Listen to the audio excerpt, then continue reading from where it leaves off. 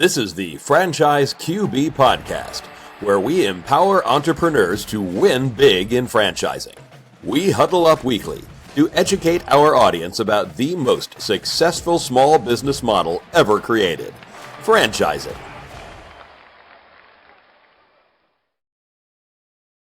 Welcome to the Franchise QB Podcast. I'm your host, Mike Halpern, a 20-year industry veteran and entrepreneur. My mission is for listeners to achieve their American dreams of creating wealth and independence through franchise ownership. Every week, we speak with franchisees, franchisors, or vendors that support the industry. Thank you for joining us, and let's get started. Joining us in the huddle today is Chris Kimmel, CEO of Mosquito Marshals. Welcome to the show, Chris. Thanks for having me, Mike. Absolutely. So before we go into your brand, Mosquito Marshals, let's discuss your background.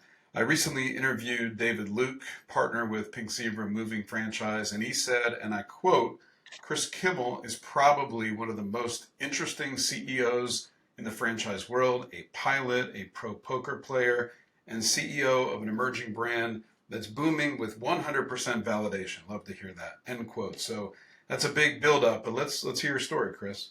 Well, sure. I hope my story lives up to the way that brought me up there. But David's on our franchise sales team actually, and he's really good at everything that he does. So I'll dive into what he said there. So yeah, pilot. After college, I went to become a commercial pilot. My father is a commercial pilot, so I kind of followed in those footsteps. Every little boy dreams of being a pilot sometime. So I went for that. Flew freight for UPS and FedEx through a smaller carrier out of Texas. And so that was exciting, flying older airplanes that only had one engine and a propeller and scary weather and all that kind of stuff. But yeah, you mentioned your father was in the crop dusting business back in the day. So did you get some of that from kind of his interest in being in the pilot as well? Yeah, so my whole family is pilots. We're from the Mississippi Delta. So Kimmel Aviation, insurance is there. That's my uncle's business. My dad has three brothers. All four of them are pilots, although one's an attorney. Not everybody's a professional pilot. My grandmother had her pilot's license. My grandfather, we just grew up around aviation. If you see behind me, the Kimmel Aviation thing, that's the old logo of my father's crop dusting service. That's super cool. It's really nice to have that keepsake from your family. Yeah. So, and actually just above that is a frame. When you solo an airplane, they cut the back of your t-shirt out and your instructor writes your name and date, and the frame, I didn't notice until just now, the frame above that, and there's a photo of me with the airplane decades ago. That's me getting my pilot's license a long time ago. That's awesome. Very cool. Yeah. So I did the pilot thing, and then after freight, I became a real airline pilot, with the hat and the epaulets and the whole thing. And I did that for a couple of years, but it wasn't quite as romantic as I thought it was going to be. And that's mostly because I was an employee, at a publicly traded company, and that's everything that you would think it is. It's big, there's all the negatives that come with that. You're just a number. There's thousands of employees, and I didn't really enjoy that. So I left the aviation industry and began my ventures into entrepreneurship.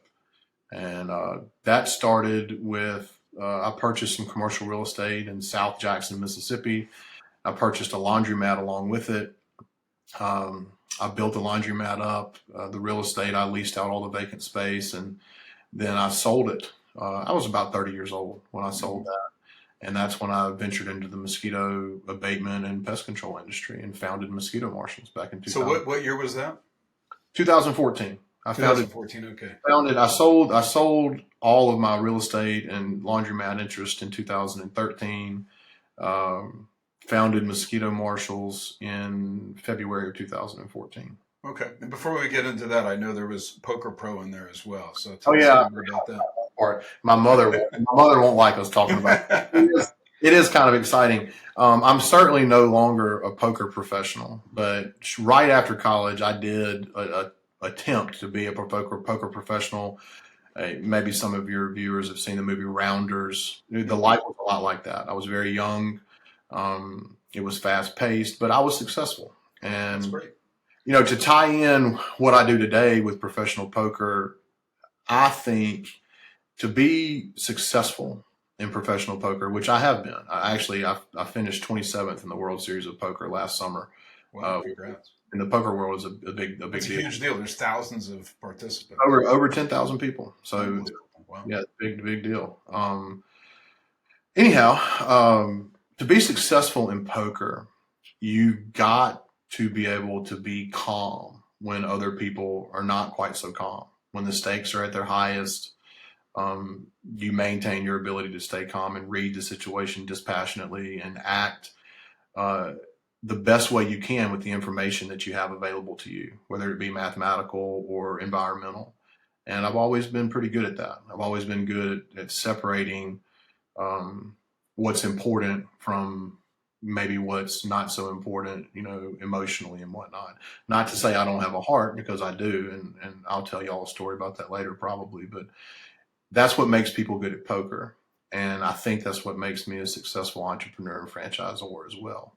No, it makes sense. That connection is really interesting. So thanks for sharing that with us. And I know poker has been huge over the past decade plus. So that's really neat that you got to participate in that, had a lot of success with it, and then kind of leverage that into your business venture. So I wanted to know a little bit more about how you kind of got through the transition of starting your business in 2014 and then launched your franchise 5 years later in 2019. So take us through kind of, that journey. I know it's probably a long story, but in terms of like when you hit those benchmarks that said, hey, this thing is scalable, we have systems we can build around this and turn it into a franchise company.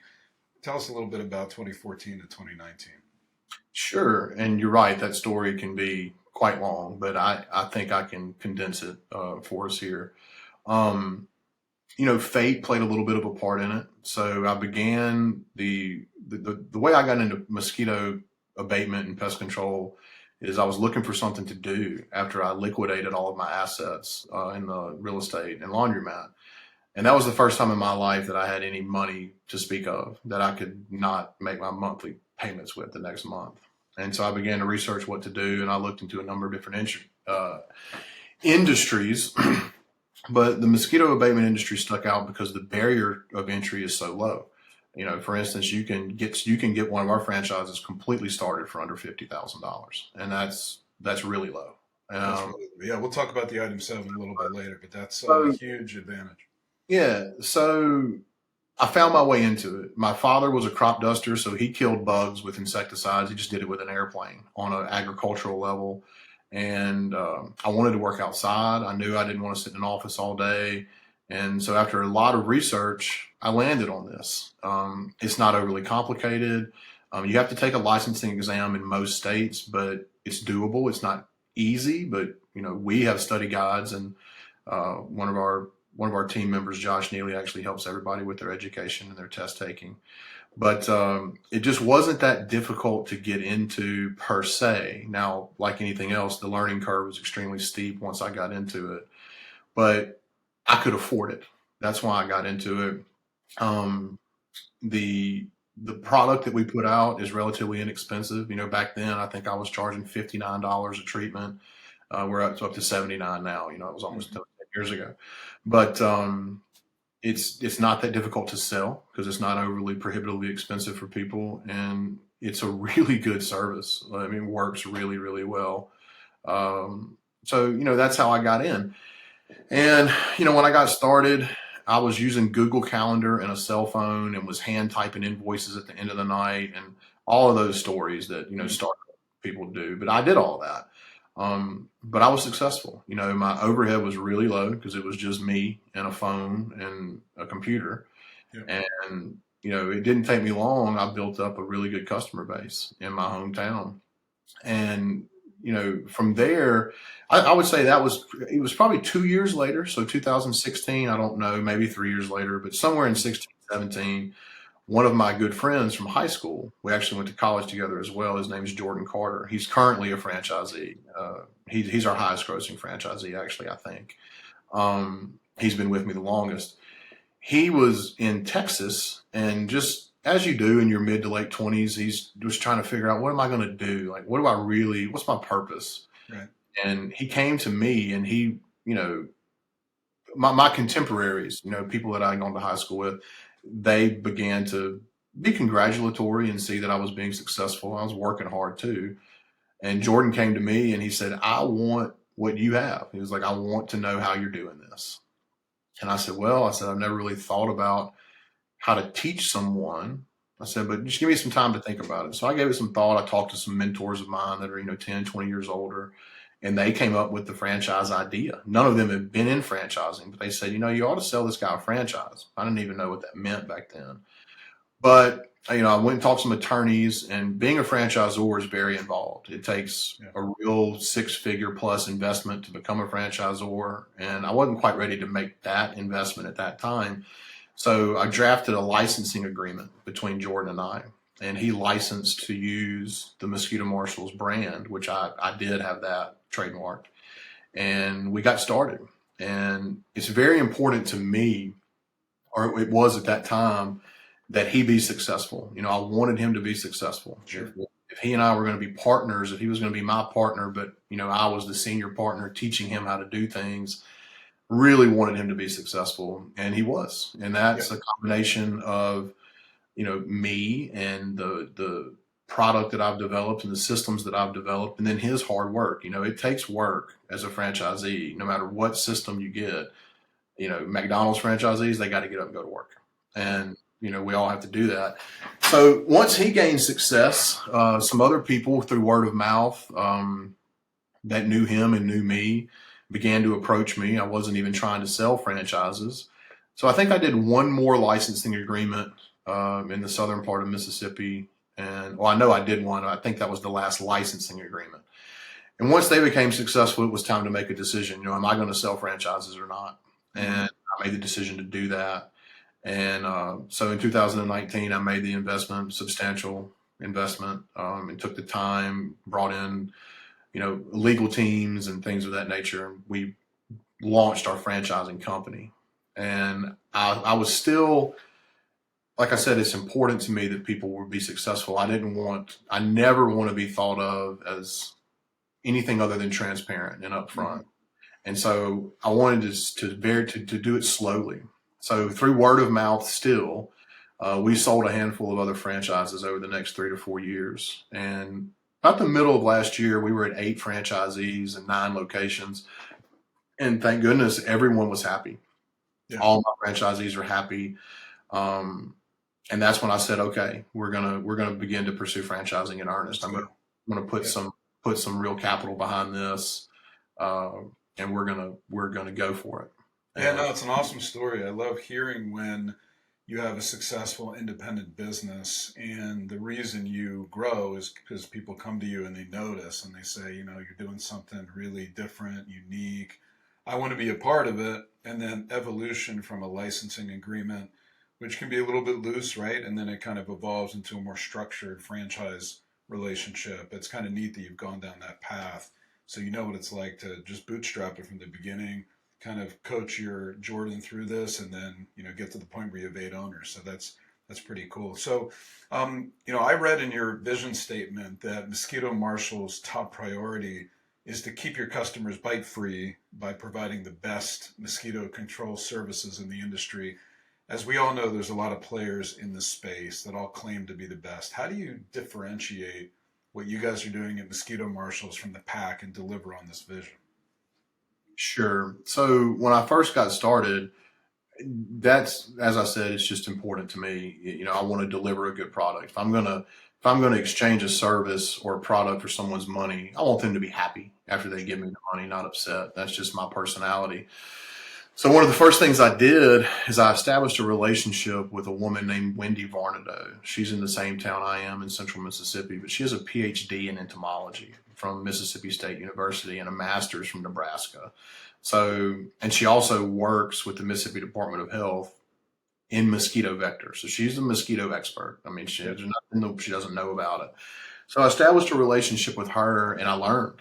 I went to all of the seminars she told me to go to, and I learned from her how mosquitoes operate and their species and how to mitigate them with maximum efficiency and the lowest environmental impact. And she's still with us today. She heads up our entomology department. She is our entomology department, but all of our franchisees have full access to her. And what she helped me do and what we decided to do is every customer that we take on, we of course teach our franchisees this. It doesn't even take that long, but we develop a customized mosquito abatement plan for their property. Every property is unique. Now, certain properties that are close to each other, they're all pretty much the same, but a property in Georgia versus a property in Mississippi is going to have a completely different mosquito on it, and the way you handle it is different. So we developed a system of how we can customize a treatment plan for each customer. And that's what we do from the ground up. Every customer that calls in to any one of our locations, our franchisees are equipped. And, if they can't do it themselves, if it's early on, they don't have the experience yet, they just give us a call and we can all do it digitally and we create a customized plan. And that's how we deliver for our customers. We show up and deliver the least amount of insecticide that's necessary to have 100% mosquito abatement. And, we think that we're the best at it. And we do So that. your approach to mitigating habitats where mosquitoes congregate in Mississippi is going to be different than where I live in Virginia. So you would kind of use your formula, your algorithm, so to speak, and come up with a strategy for homes in neighborhoods like mine that would be different from, the climate where you are.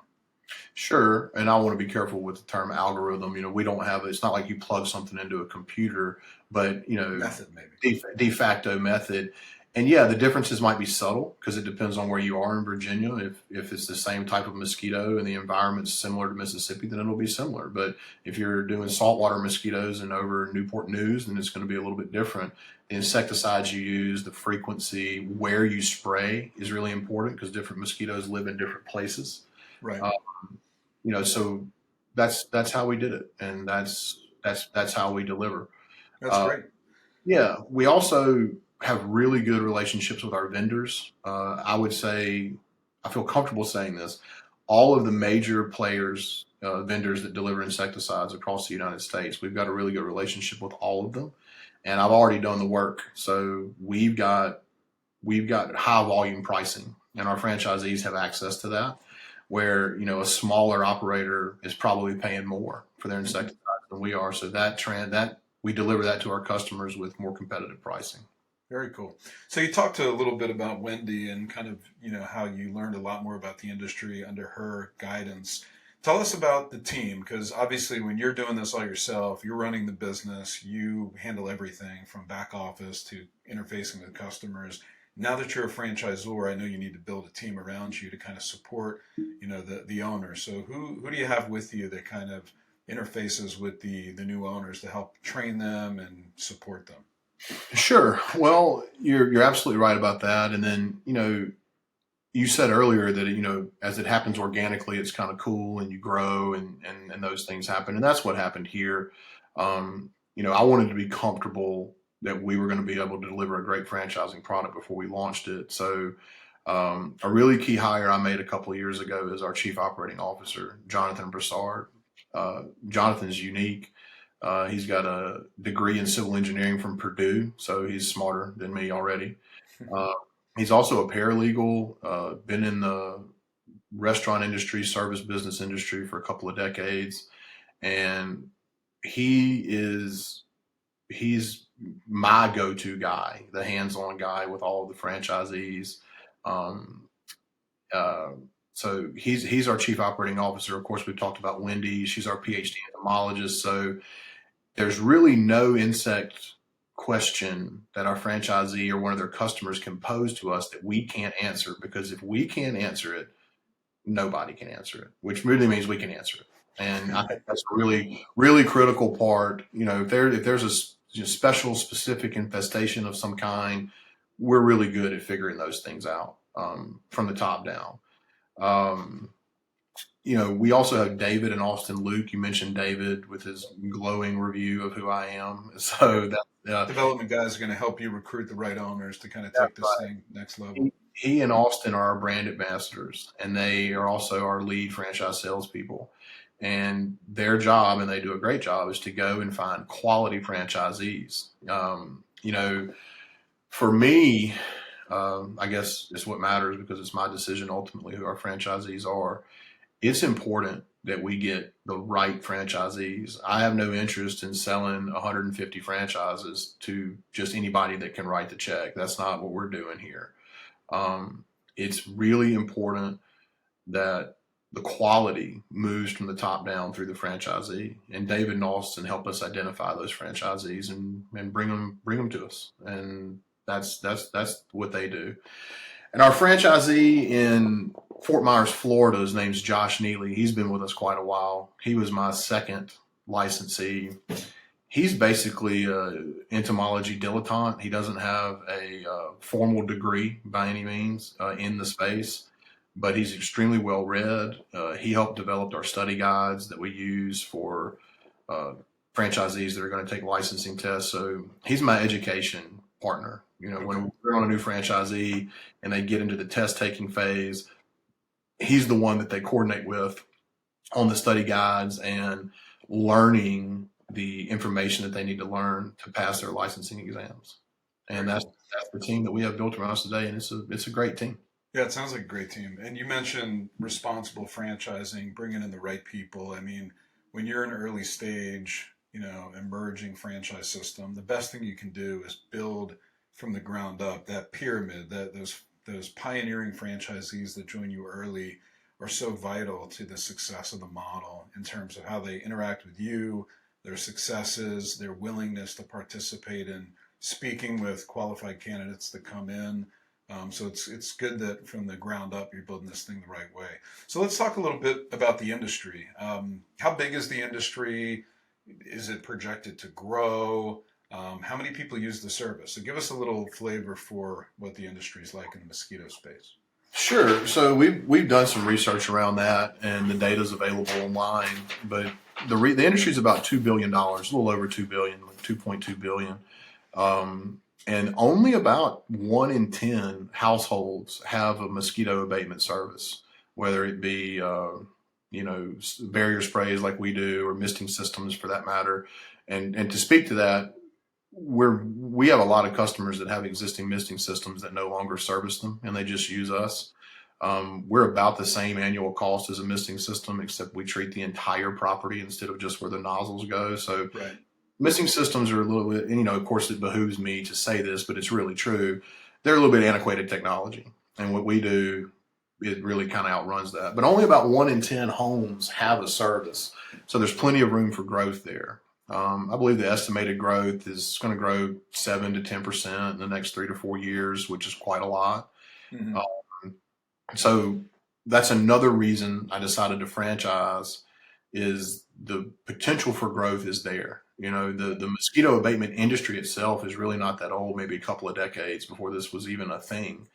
So yeah, that's it's interesting because right. We've been in our single family home for about 7 years, and I didn't think we needed it until we moved here. And our backyard backs up to woods.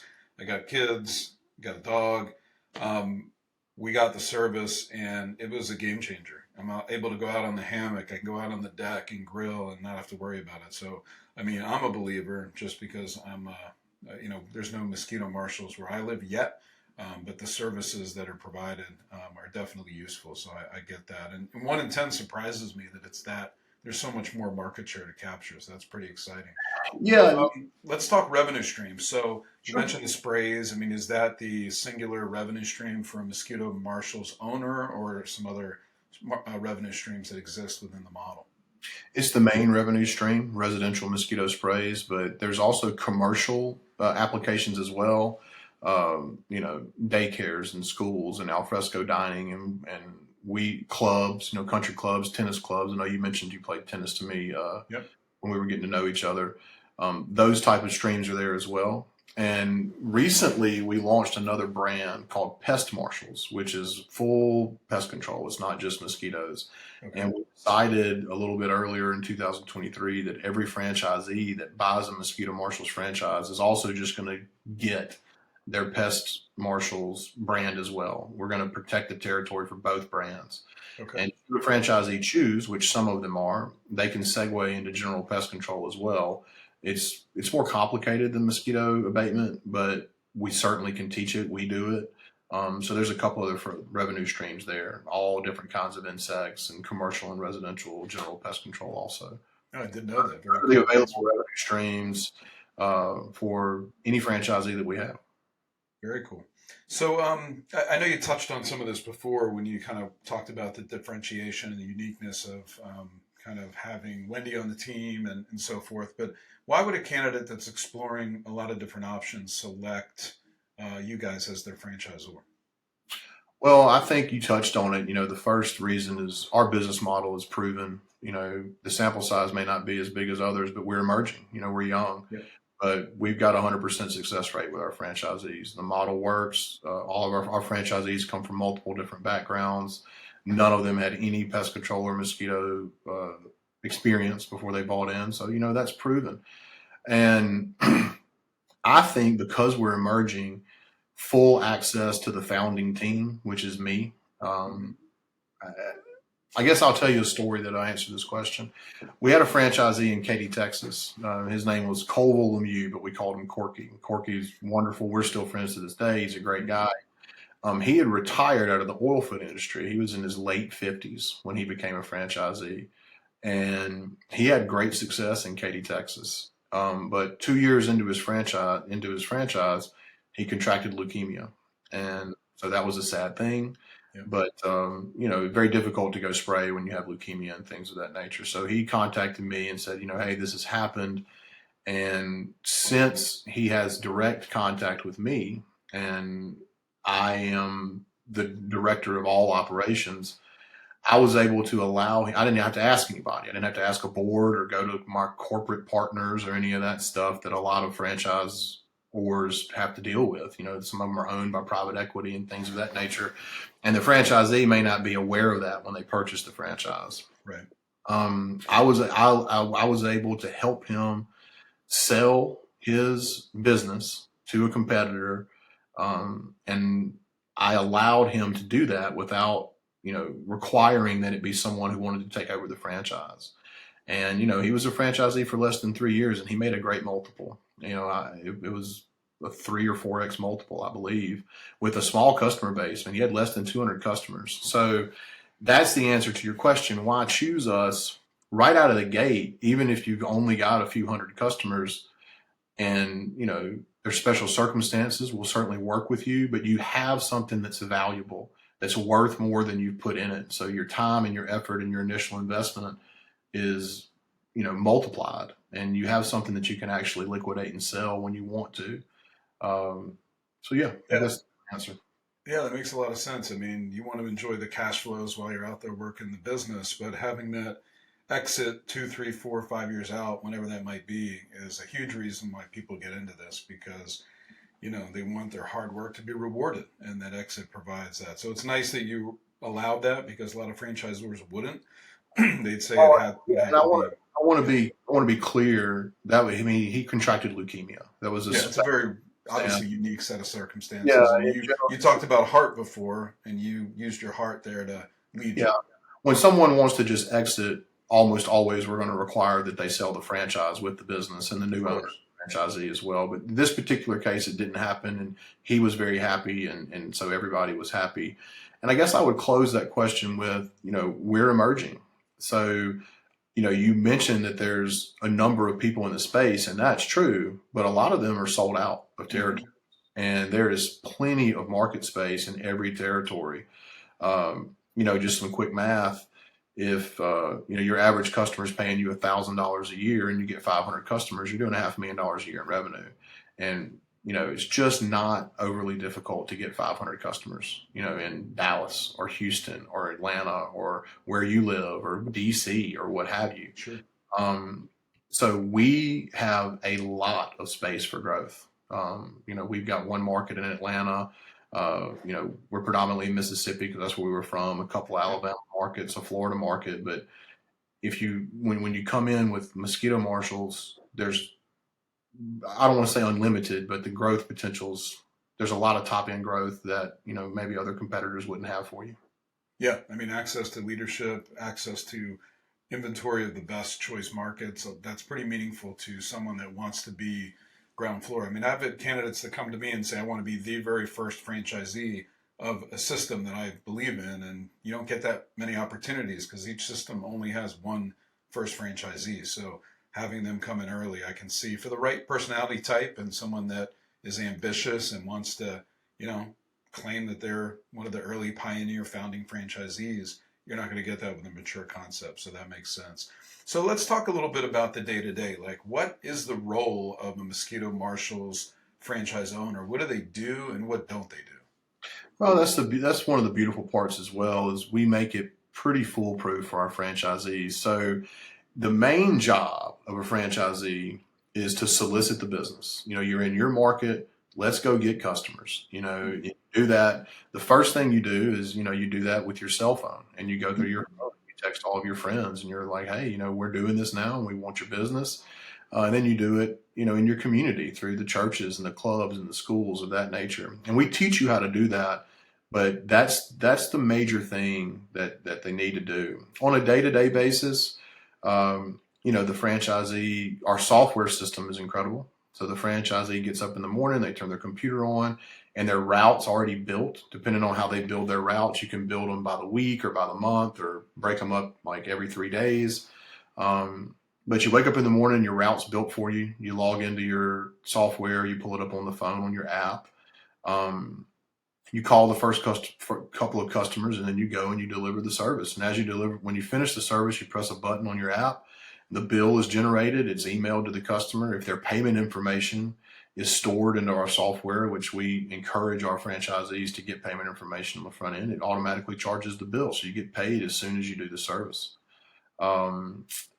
And you know, that's it. The software does absolutely everything. It keeps all your records. It does the routing, the scheduling, the billing. The only job that the franchisee really has to do is business solicitation. Make sure you're doing your marketing properly. And that's another beautiful thing about being one of our franchisees. We don't require any marketing expenditure. At least we don't right now. Okay. We have the right to do so. Now, we encourage you to market the way we encourage you to market. But if you decide, hey, I don't want to spend any money on marketing in April, then you don't have to. Now, you know, that is what it is, but it gives people flexibility, financial flexibility. So do you give the franchise owners guidance as to how many technicians they're going to need in the field based on a certain volume threshold? Is there kind of a formula that you guys have uncovered that says, all right, if we want to get to $500,000 in sales, this is what it's going to look like. If we want to get to $1 million, this is what your team's going to look like? Yeah, we do that. And there are certain thresholds of customers where you need every business. I don't want to say every business. I know my business really well. In this business, you're going to need to purchase another truck and more equipment and hire another technician, where it's going to increase your overhead and decrease your profit margin, because you can't overload one technician because there's only so many hours in the day. So you can't wait until you have enough customers to completely fill a second vehicle and a second employee. You got to do it before the customers are there, right? So yeah, we've got a pretty sophisticated formula put in place and encouraging people when to hire a new technician and purchase more equipment to grow. And that's every franchisee's prerogative. You know, it's some, you know, with every service business, you can make a choice. Like, I'm done growing. Like, I want to maximize profit margin, and I'm happy with my employees, and I'm happy with my customer base, and I'm happy with my income. But to grow, we do have a formula and we have a really great formula on who to hire for technicians and how to hire them. That's something that I share after a franchisee is a franchisee, because it's something that's really important. Secret sauce. Yeah, it's a part of the secret sauce, but it works really well. But yeah, there's a formula. I mean, for instance, when you get to 180 customers, that's when you've got to hire someone. That's when you've got to hire your first employee if you're doing all the work yourself, or you hire your second employee if you begin as an absentee owner, semi absentee owner, and you have another employee. That's about when you have to do it. Around 180 customers, you have to bring on a second person. Gotcha. Good deal. So you mentioned Jordan earlier as being your first owner, and you told me before that he had started out in Texas, then he relocated to Memphis, Tennessee, and he's got multiple units. Tell us a little bit more about Jordan. Well, that's almost accurate, but yeah, Jordan, he initially started in Oxford, Mississippi, and that's where his main office is now, and that's where he lives now. He expanded to Austin, Texas, which was a city that he lived in before he started with us.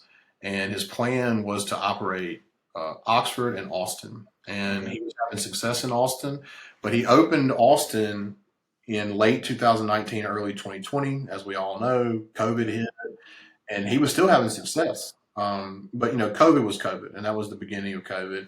And at that particular time, as it happens in life, when he opened in Texas, he wasn't planning on this, but he began a romantic relationship with a woman that he had met, and she lived in Memphis, and Memphis and Oxford are close. And that relationship blossomed, and it just was best for his life to come back to Mississippi full time. So Okay. I allowed him to transfer ownership of the Texas location to Memphis, Tennessee. So he was no longer a franchisee in Texas, but he was in Memphis. So he had already purchased the Texas territory. I let him move it to Tennessee, and then that opened Texas back up.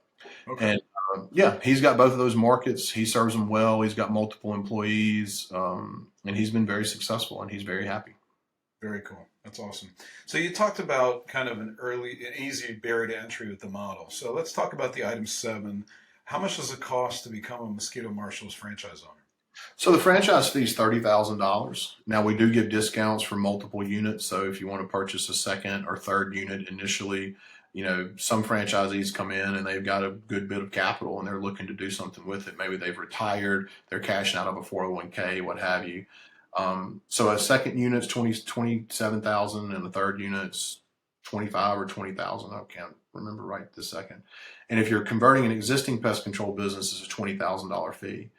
But for most people, it's 30,000. And then there's about $15,000 to $20,000 in additional capital needed.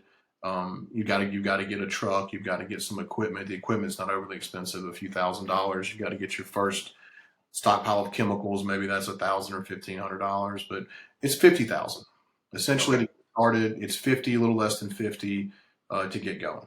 So 50, and then, that'll go up based on how many territories a candidate secures and, how aggressive they are with, leasing their vehicles and labor costs with their technicians. So it could Labor be, mission, initial marketing, how aggressive do you want to be in marketing? And each franchisee, as they're looking at territories, we advise them, hey, you're going, marketing expenditures to open a business in Highland Park, Dallas are going to be different than they are in Conroe, Texas. I mean, it's just going to be different. There's more, it's just like real estate prices, right? yeah, If you're buying an apartment in Manhattan, it's $1 million, and you're buying the same square footage in Kansas, it's 10 times cheaper. realize. Yep, So totally. Yep. all those variables go in there, but about 50,000. Okay, very cool. So let's talk item 19. So what kind of financial performance do you share with candidates, and can you share with us about the model? Sure. As you well know, item 19, the government makes it, you can't just share every little detail because you can't give specific financial projections. But in our item 19, the average profit margin is around 39%. So, Yeah, that's high. Yeah, yeah, that's really great. the whole industry's got really, really good margins. So, one of the things that I do tell potential franchisees, which is the truth because I did it, one franchisee with one vehicle and a computer and a phone, you can service basically 200 customers. And at 200 customers, at $1,000 a customer, you're doing $200,000 a year on a 40% margin, and you're working 35, 40 hours a week, 9 months a year. Yeah, So not bad. yeah, Yeah, I think that margin, and if you have someone has the ability and the vision to scale it in a semi-absentee capacity, maybe they start off doing it themselves, and then they replace their income and they decide, hey, I can really pour some fuel on this thing and get it going. It gets pretty exciting. And you asked me specifically about item 19, so I wanted to go with the margins that we have in there. Those have employees. There's labor cost in there, which is the highest cost by far. If you're doing it yourself, you don't have labor overhead, so the margins would be significantly higher. Good to know. Yeah. So Very cool. Well, we've covered a lot of ground here. Anything else that you want to add to the mix before we wrap up? Well, one, thank you for having me on. Absolutely. Thanks for coming on. Like I said, we just began franchising in earnest in 2023, and we're really excited to be coming into the market. Like I said, I'm comfortable that we've got a wonderful product to sell to our potential franchisees, and we look forward to entertaining high quality candidates. That's great. Well, it sounds like you're already on your way, with the 8 owners and with 100% validation. That's great. So I'm rooting for you, and I'm excited to see where this thing goes. So if anyone listening would like to connect with Chris to discuss Mosquito Marshals, contact me at franchiseqb.com or on Twitter at QBFranchiseQB. I'll get you connected with him and his team. Thank you, Chris, for taking the time to get in the huddle with us and discuss Mosquito Marshals. Sure. Thanks a lot, Mike. Enjoy being here. Awesome. Thank you for listening to the Franchise QB podcast, where you're at the helm of your future as a franchise owner. If you enjoyed the content, please rate the show and recommend it to anyone that might be interested in franchising. Make sure to visit franchiseqb.com to subscribe to my newsletter and for an actionable playbook to go from walk-on to legend in your new business. Follow us on Twitter at QBFranchiseQB and join us every week for a new episode. See you next time. Visit franchiseqb.com to take the next step of your journey towards wealth, independence, and franchise ownership. And remember, when working for the man gets old, you must do something bold. Thank you for listening.